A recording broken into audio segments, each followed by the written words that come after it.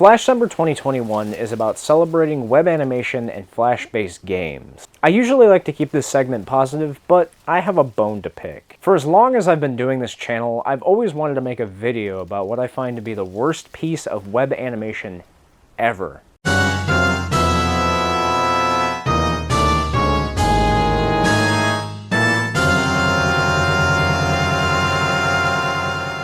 Enough time has passed since the release of Racist Mario, which means two things. One, I'm able to commentate on its effects on YouTube's animation scene after 7 years of it eating other views for other creators, and two, none of this matters.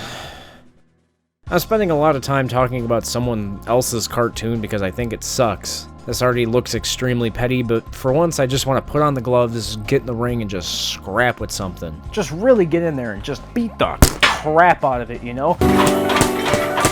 But with my mind. Intellectually, I will defeat Flash skits and Racist Mario with my mind. I will intellectually destroy them and make them shit their pants. Great. But before I become a more eloquent and pretentious, mysterious Mr. Enter, let me give you a little disclaimer. I have no ill will towards Flash skits, and I'm, gotta give them credit where it's due. I'm gonna reiterate this multiple times to the video, but animation, regardless of its quality, takes effort.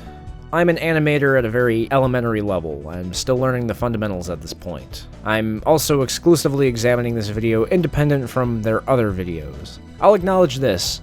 Flash Gits isn't for me. While I can appreciate sinking the brow to as low as it can get, their version of lowbrow is something I can't really get into myself. But as a fellow creative and quote-unquote animator, I understand that this is all subjective. That being said, I can easily take both of these guys in a fight and kill them with my bare hands. So keep that in mind. It's Rainbow Road, it's where you go. When you die, it's Rainbow Road. To say that the animation for Racist Mario leaves something to be desired would be an understatement. What's truly infuriating about the video is that you can't complain about the artistic or technical competency of Flash Gits. They are certainly skilled at their style of animation, it's just that their animation is devoid of any personality. It feels like Flash Gits is trying to translate what we thought our plastic action figures would have looked like in motion in 2D animation. While this style choice is certainly efficient, the clearly static, plug-and-play assets of the characters don't lend itself to the comedy. The sequence from 1 minute and 20 seconds to 1 minute and 35 seconds shows how sterile the expressions on Mario's face are.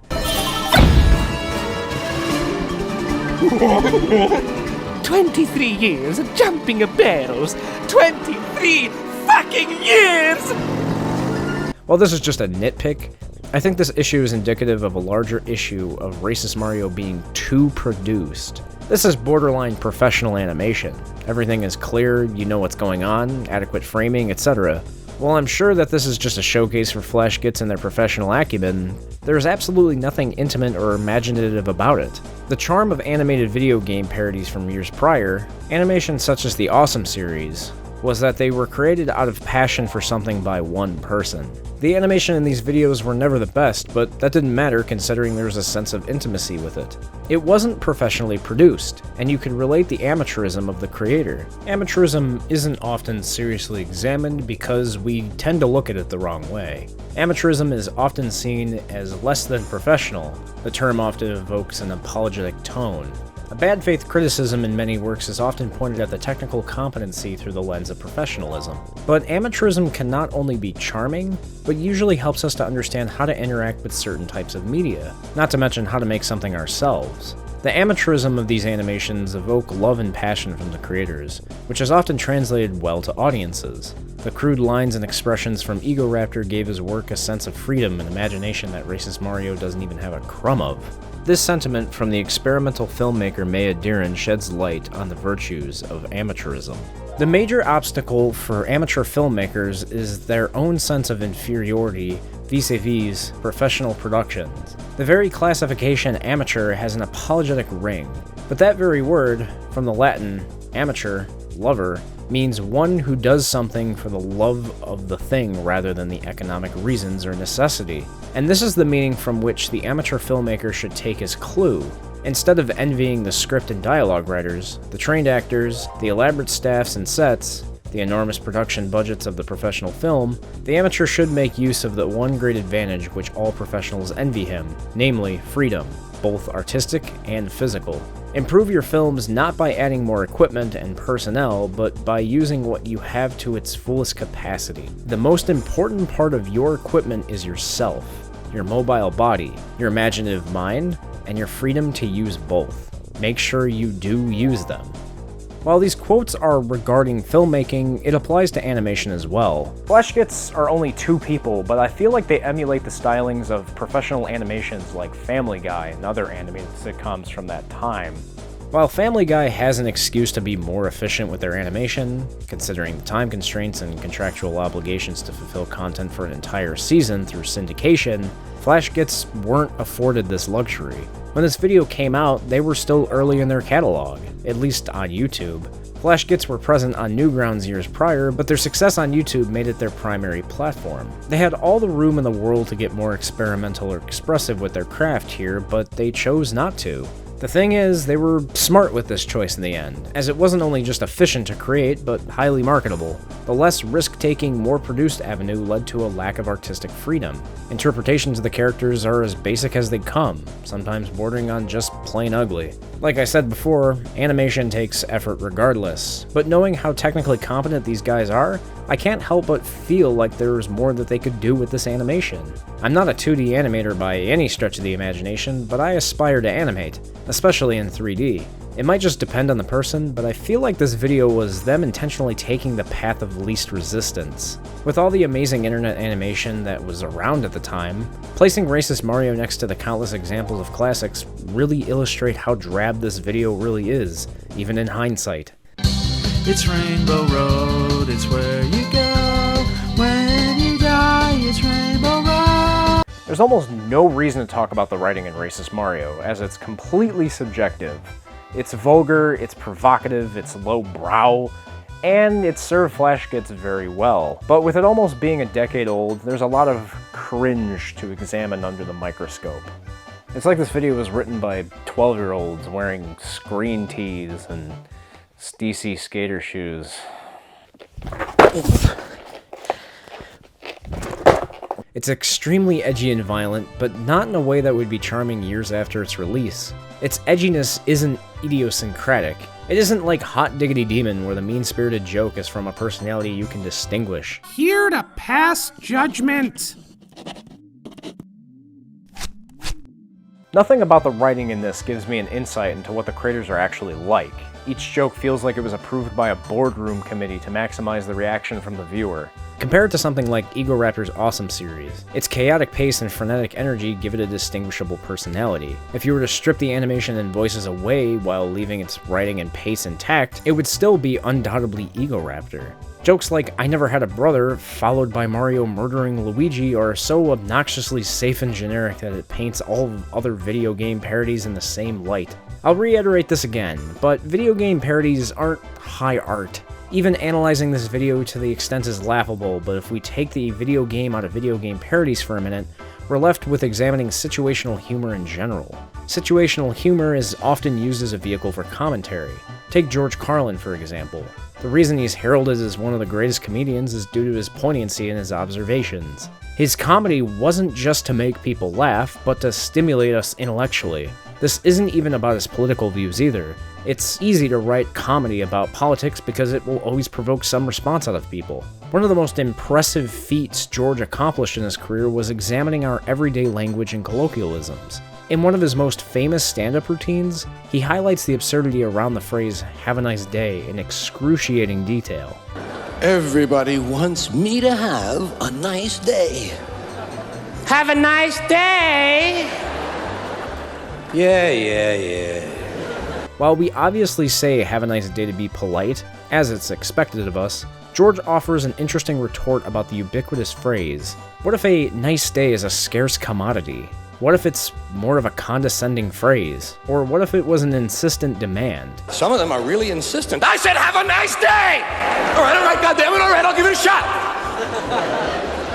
That's the trouble with have a nice day. It puts all the pressure on you.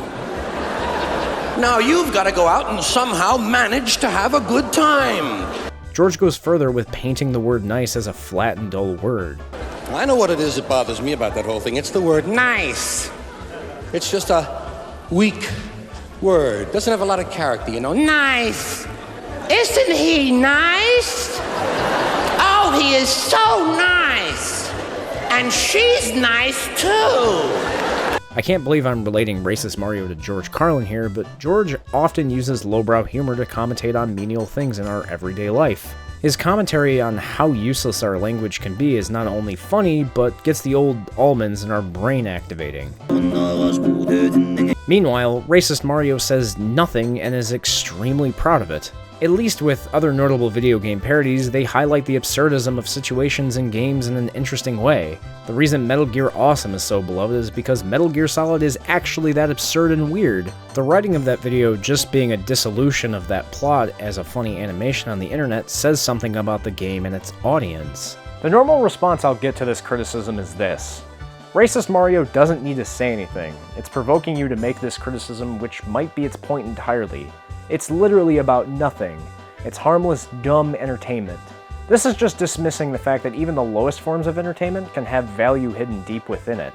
Any value we can get from Racist Mario comes from outside of it. It's not like it's a bad movie where we can learn from it and do better. Everything in the genre has already been done better anyways. So the next question I would inevitably get asked is, why does this matter anyway?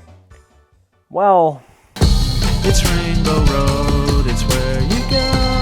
When you die, it's Rainbow Road. excuse the extreme hyperbole for a moment, but I feel like Racist Mario was the true death knell for video game parody animations. The genre had already crapped itself, but Racist Mario was the gravedigger violating its corpse. The obnoxious, lowbrow, gross-out humor pervaded this microgenre until post-irony became mainstream in meme culture. We only started reflecting on the quality of video game parodies a few years ago.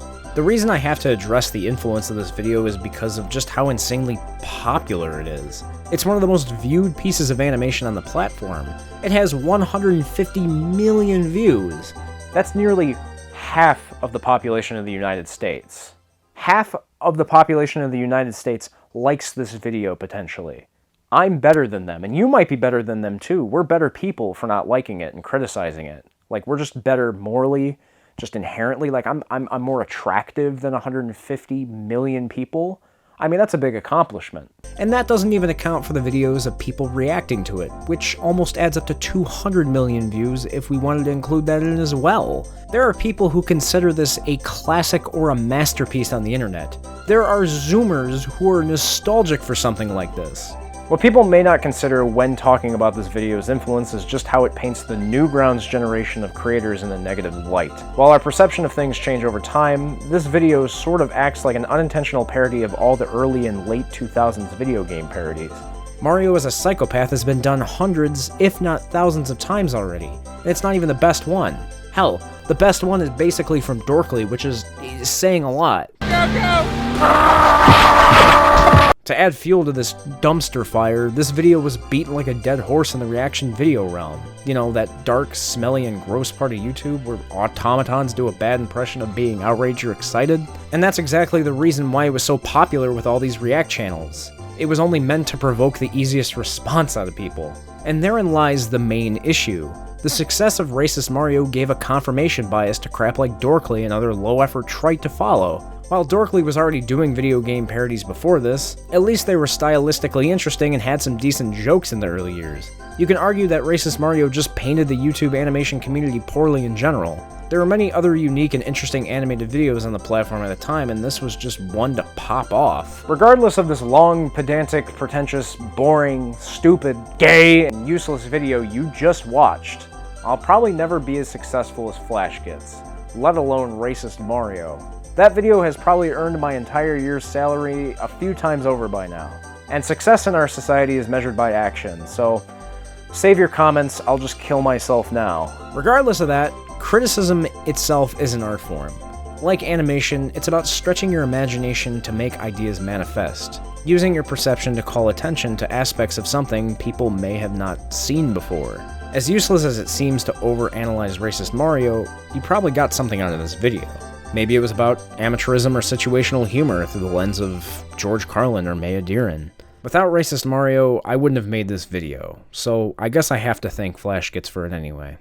So thanks, and I hope you guys are doing well.